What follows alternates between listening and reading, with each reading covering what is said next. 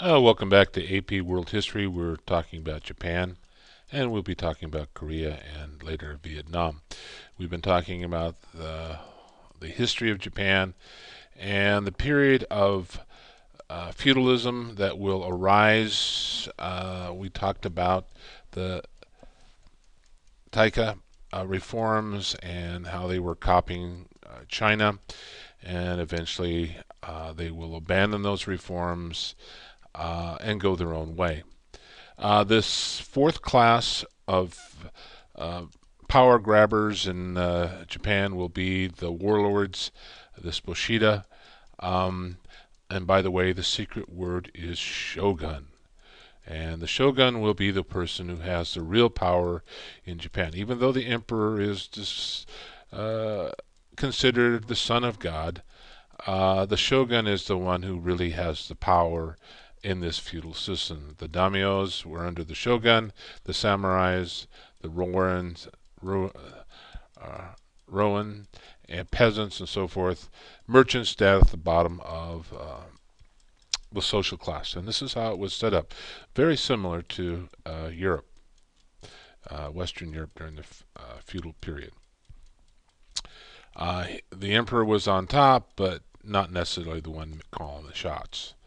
The Japanese feudalism, the samurai warrior uh, owed his allegiance to the daimyo, who then uh, owed his allegiance to the shogun. And the peasants and the merchants were down at the bottom. Uh, this is during the period of the ninja warrior uh, training took place, sort of an unorthodox way of fighting. They were associated with assassination, espionage, and martial arts. Um, and so there's going to be several shoguns who are going to be the real power uh, behind the throne. Um, the Kamakura shogunate will take place from 1183 CE to 1333 CE.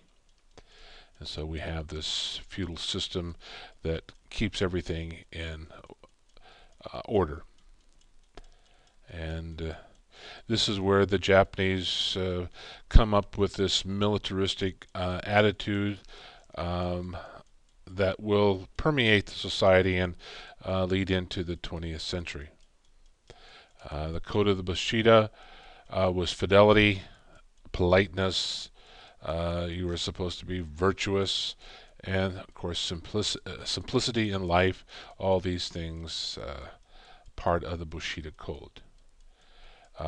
There was the ritual suicide if you were dishonored, as where you sliced your stomach open, and this was considered an honorable way to end your life. This shows a full samurai attire, the samurai sword, early mounted samurai warriors in this particular picture. This shows some of the undergarments that they wore to protect themselves. Um, Not necessarily something you'd have to know for the AP exam, but maybe a little bit interesting.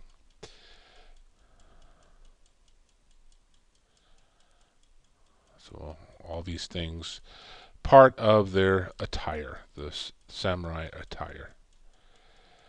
Shows samurai charging. Modern day samurai warriors, quite a tourist attraction in Japan.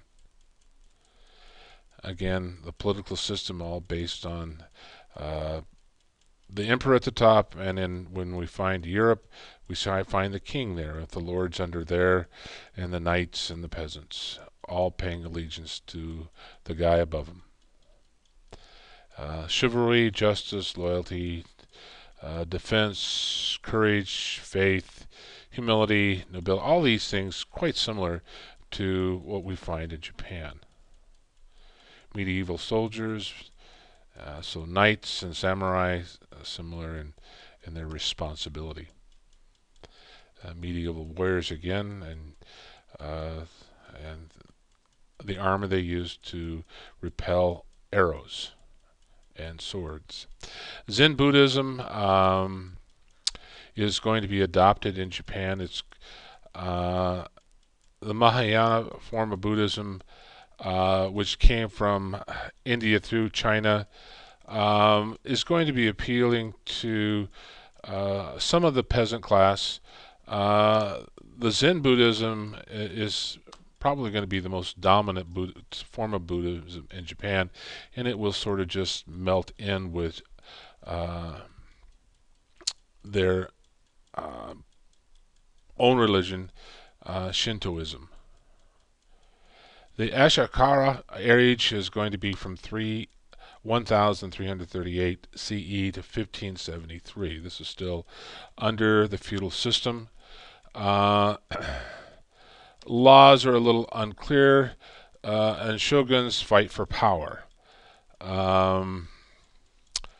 Less efficient than the Kamaruka time period. Armies of the samurais protected the country. Osaka Castle, if you go to Japan, this still exists, and you can take a tour through that. This is in Hiroshima. The castle sits somewhat in the center of Hiroshima. This is Warwick Castle in England. Now, we're going to switch gears from Japan, and we're going to go on into Korea. Korea was probably the country most influenced by the Chinese culture, particularly the Tang Dynasty. The Koreans were descendants from hunting and herding peoples from eastern Siberia, and they will migrate down the peninsula. And they will acquire a lot of the metalworking from the Chinese, and certainly their agriculture. Korea is in a period of fighting between various groups vying for power on the peninsula. The people that come to settle this area is Chosun. This is going to be in 180 BCE. And then the Han Dynasty, led by Udi, will conquer them. Despite the conquest by the Han Dynasty, the people are somewhat independent.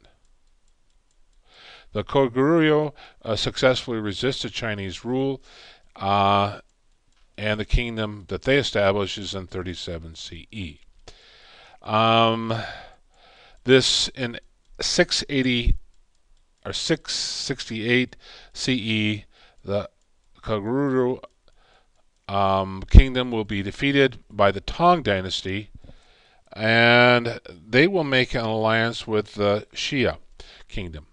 And through this alliance, this will become the dominant power in Korea.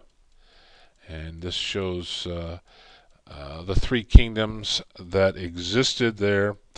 The Piksha is located on the eastern or western side of the island, the Xia on the eastern side of the island, and the Goguryeo is going to be in the north. But the Xia will become the dominant kingdom on the peninsula, having an alliance with the Tang Dynasty. The Xia defeat the three other kingdoms, and then they will claim dominance there. Buddhist monasteries are built, and a writing form is established that is similar to that of China. The Xia kingdom will eventually rule all of Korea, and they will become vassals to the Tang Dynasty in China. They will adopt Confucianism and Buddhism. The Xia kingdom will promote a luxurious, lucrative trade with China, and they'll be very closely tied to China. The Xia rulers will institute the Confucius-style examination system that was prevalent in the Tang Dynasty, and that's the way some would be allowed to have positions in the government. Certainly, your connection, your birth, your family, uh, certainly had a lot to do with where you were going to end up uh, in this governmental structure. Uh, there wasn't a lot of social mobility. Your family was everything. The Koreans' elite favored Buddhism over Confucianism, and it will become the dominant religion in Korea. The Korean elite gained little support from the common people. The ruling elites exploited and abused the masses for their own personal gain. The Shia dynasty will be replaced by the Koryu dynasty, which will rule Korea from 933 CE to 1292 CE. Not that you need to know that particular date, but that's the time sequence. The Koryu dynasty will be a mirror image of the Shia dynasty in almost every aspect. And this will last for about 4.5 centuries. The Koryu dynasty, they will model their government after the Chinese. Again, the Confucius system was a system of training will be established. There will be a sharply divided society of that of aristocrats and warriors and commoners and slaves. Sons of the nobles got the best positions in the government, no matter what they got on the exams. A little nepotism there. The wealthy nobles created large estates under the Koryu population with little to keep themselves alive by. So it's better to be at the top.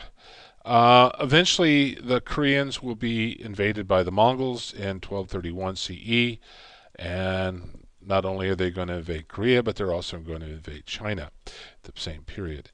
The Mongols will destroy the Koryu dynasty and demand tribute.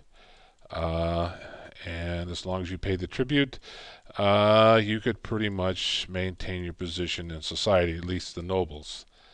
The Mongol Empire will collapse in about 1350s, and this shows the Mongols invading Korea on this painting. Eventually, the revolts by the peasants led to military leaders to overthrow the Koryu dynasty in 1392. And we'll stop here and we'll pick this up in part 3.